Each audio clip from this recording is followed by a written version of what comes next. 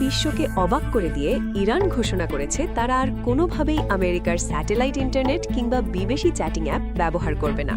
শুধু তাই না, তারা গুগল থেকেও বের হয়ে যাচ্ছে বলে জানিয়েছে। আর ঠিক এই ঘোষণার কয়েক ঘন্টা পরে আন্তর্জাতিক গণমাধ্যমে ভেসে আসে আরও চমকপ্রদ খবর। ইরান ইতোমধ্যেই আকাশে উড়িয়েছে তাদের নিজস্ব অত্যাধুনিক জিপিএস স্যাটেলাইট। তবে এটা ইরানের কোনো সামরিক বেস থেকে ওড়েনি, চীনের কোনো সামরিক বেস থেকে এটা ওড়ানো হয়েছে বলে আন্তর্জাতিক গণমাধ্যমগুলো জানিয়েছে। এই স্যাটেলাইটের নাম পার্স-3। ইরানের দাবি অনুযায়ী এটি শুধু একটি সাধারণ স্যাটেলাইট নয়, বরং এটি বিশ্বের অন্যতম আধুনিক জিপিএস সিস্টেমগুলোর একটি। এতদিন ধরে ইরান তাদের মিসাইল, ড্রোন এবং সামরিক সিস্টেম চালানোর জন্য মূলত আমেরিকার জিপিএস সিগন্যালের উপর নির্ভর করেই চলছিল। কিন্তু সাম্প্রতিক সময়ে আমেরিকার নিষেধাজ্ঞা ও বিশেষ কিছু সিগন্যাল ব্লক করে দেওয়ার কারণে ইরান এই সিদ্ধান্ত নিয়েছে বলে জানা গেছে।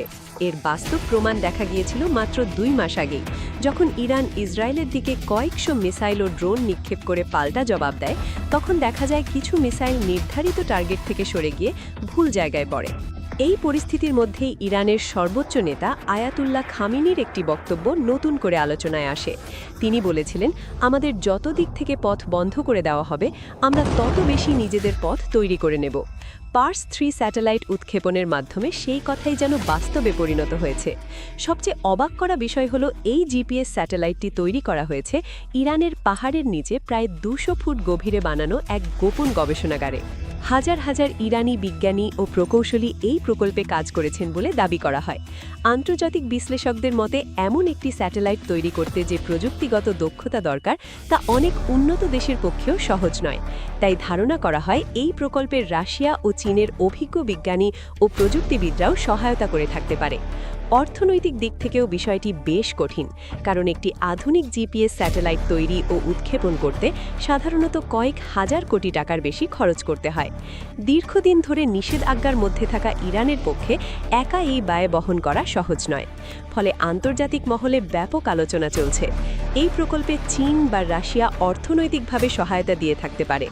তবে সবথেকে গোপন ব্যাপার হলো, এই স্যাটেলাইটের মাধ্যমে ইরান শুধুমাত্র নিজস্ব জিপিএস ব্যবহার করতে পারবে না, বরং শত্রুদের জ্যামিং বা হ্যাকিং প্রচেষ্টাও পুরোপুরি ঠেকাতে সক্ষম।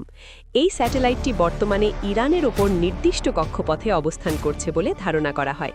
বিশ্লেষকদের মতে, যদি কোনো তৃতীয় পক্ষ স্যাটেলাইট ইরানের ওপর নজরদারি করতে আসে, তাহলে ইরানের স্যাটেলাইট তাকে ব্লক করে দিতে পারবে।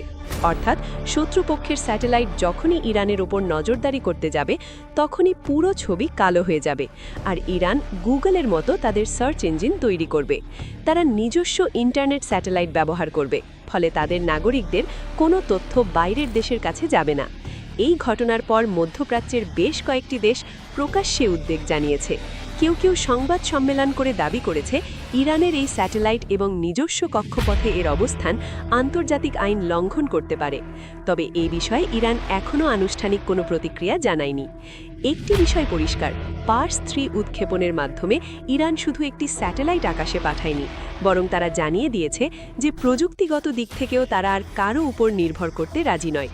আমেরিকান স্যাটেলাইট ইন্টারনেট হোক বা বিদেশি চ্যাটিং অ্যাপ, সব কিছুর বাইরে গিয়ে ইরান এখন নিজের পথ নিজেই তৈরি করছে।